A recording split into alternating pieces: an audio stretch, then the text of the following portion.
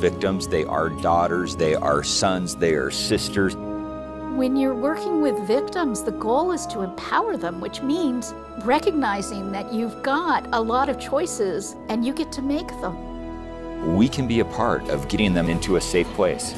Whatever it is you need, we'll help you. And when you're ready to tell us what happened, we're here to listen.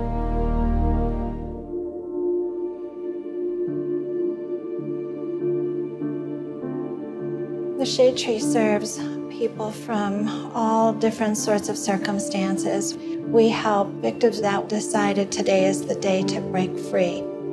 We have kids that come here from backgrounds with domestic violence. Either the mom has been abused, and in some cases the child has been abused, and they're fleeing from their abuser. And as soon as our survivor walks in the front door, we start saying, how can we help?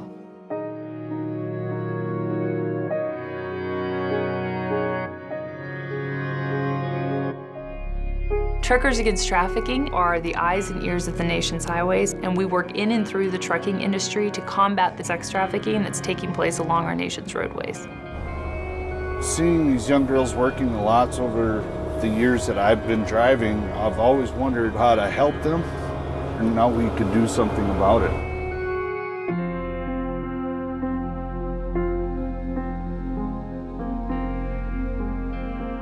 It was really, really important to us as Forge to ask fairly early on, what does it mean to organize in a community that has this much trauma in it? The things that make us not whole can be victimization, it can be prejudice. I mean, there are lots of things. And yes, we're focused on transgender survivors of violence, but in our heads, we know we're talking everybody.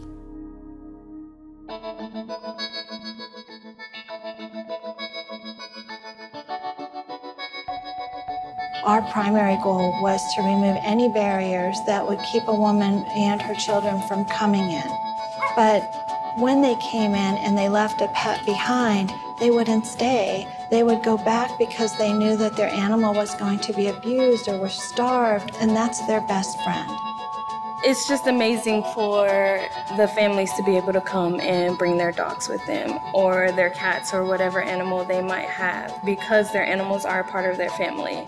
And at some point, an animal could be therapeutic for a child. The children do so well. They trust us. They intuitively know if we're kind to animals, we're going to be kind to people. By meeting the survivor where they are, that's the very first step in building trust.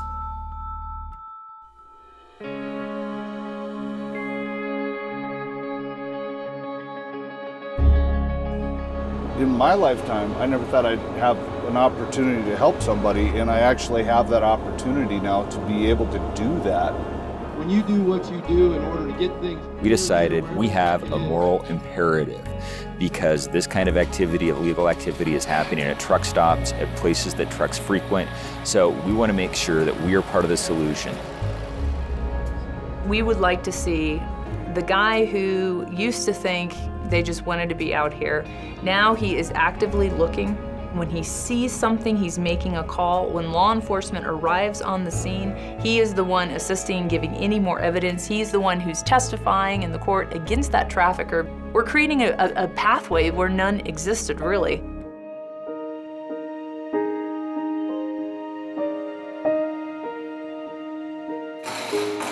The overlap of trauma and transness is so heavy.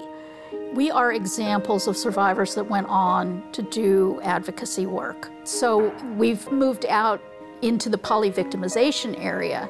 We know there's a very good chance that they're also survivors of child abuse, domestic violence, maybe hate crimes.